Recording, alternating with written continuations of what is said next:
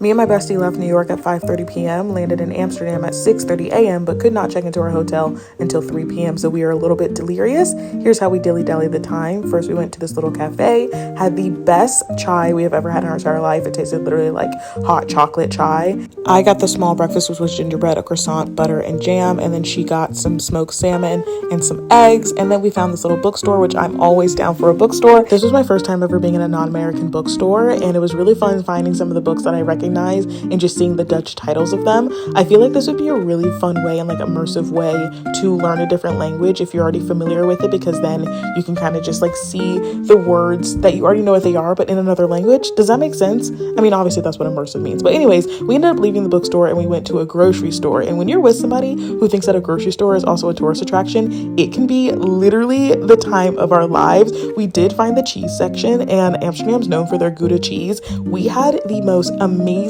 young matured cheese ever in the entire world. It was so creamy. It was so beautiful. Dreaming about that cheese. Went to another grocery store and saw some really big raspberries. Then we went to a corner store and looked at some like little like drugstore Dutch brands, I guess. And then we kind of popped into this park, which I think is called Vonder something Park. I'll put it on the screen. But she was serene. She was serene. We sat there by the water and were really fighting sleep at this moment. We were absolutely delirious. We left the park because we needed to walk around, or else we would have fallen asleep on that bench and just explored the scenery. Somehow we stumbled upon another grocery store. And did we have the time of our lives again? Yes, we did. 100,000%. We did in fact find more cheese, but they didn't have any samples, which was kind of sad.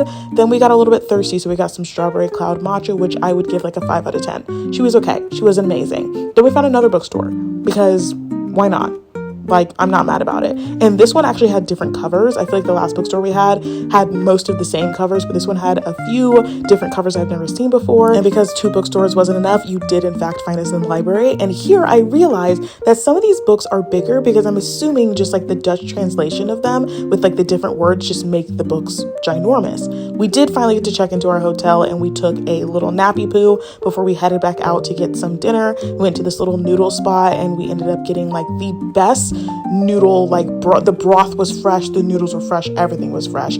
Headed back to our hotel and got another fantastically fresh meal. This was a chocolate mousse. She was decadent, she was beautiful, she was the last meal of the day, and then I did crash out.